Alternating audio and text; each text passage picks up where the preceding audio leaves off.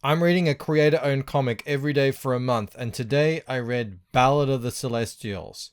And this is the copy with, if you're finding it a little bit hard to read, this is the infamous Ballad of the Celestials unreadable logo here that they did eventually change. Now, I will start this by saying the creative team, Kevin and Derek, have moved on from this property.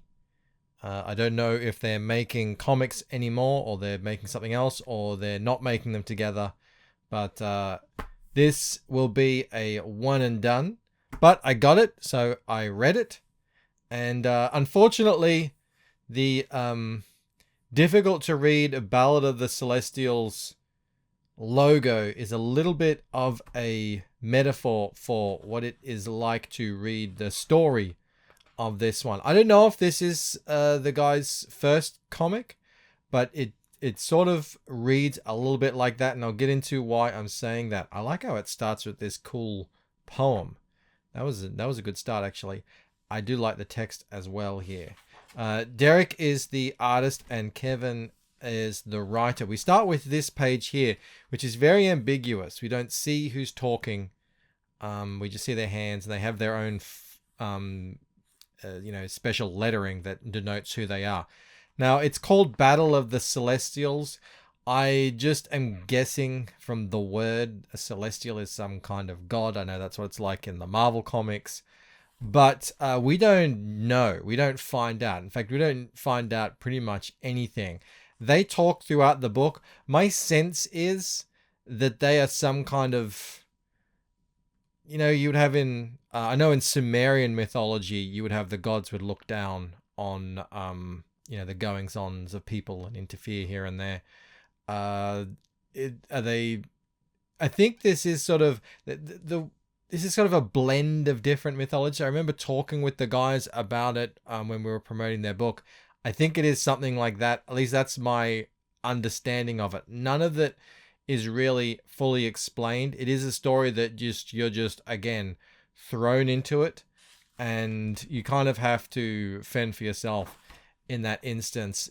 It's essentially starts with you've got a guy running from some monster here. There's a little troop, a little band of warriors here who are kind of fighting it, and then another guy turns up. This guy, the great warrior. I think that's Mir.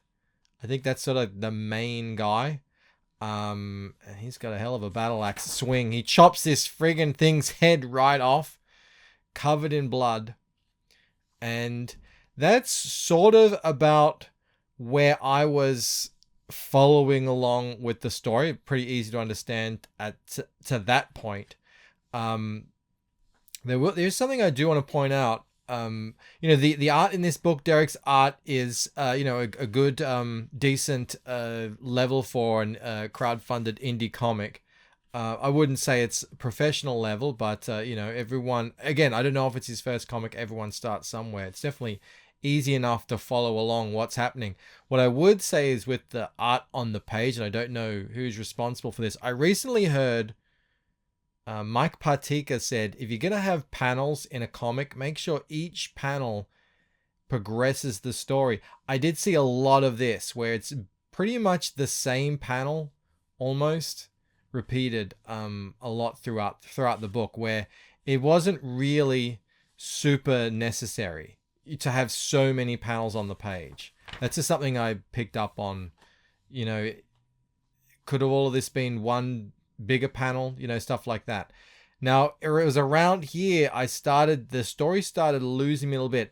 I just frankly was unsure of what was happening. Characters coming in, I wasn't certain who they were, what they were referring to, essentially. And then we're off on an adventure, and now I just feel like, all right, I'm just getting a whole bunch of things thrown at me, and I haven't even found my footing yet.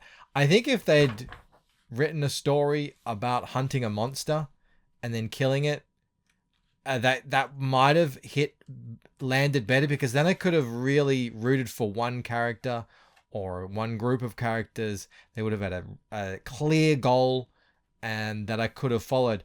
This is only the start of the book. This book has got a whole bunch of pages left, and I want to tell you what the story is, and I found it a little difficult to follow. There's a lot of talking about, some mythical sounding things, but see, on this page, I didn't even know who was talking. I didn't even know what this was a reference to. I didn't know who this guy is. So it's a lot like that, as I'm, reading through the book. And there's actually some really nice art on some of these pages.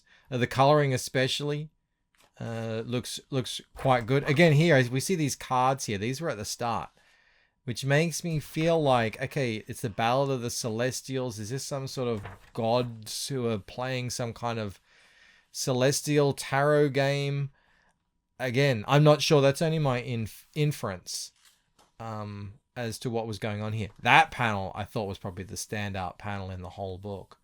If the whole book kind of looked like this, I think it would have elevated the whole thing. But we get this fight that happens between, is that Mir? I'm sorry guys. I just kind of got lost after that blue thing got slain.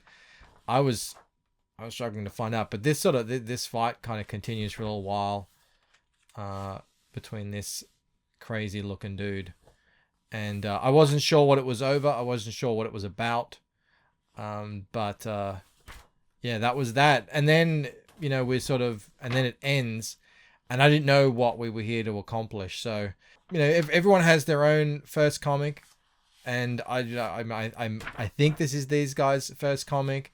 I think it could have been, a lot more focused. But it starts somewhere. I hope the guys are continuing on, at least in their own way. I think Derek is working on something new now. I'm not sure what it is. I'm not sure what Kevin is up to. But that was Ballad of the Celestials. I got another one tomorrow. I'll see you then. Bye.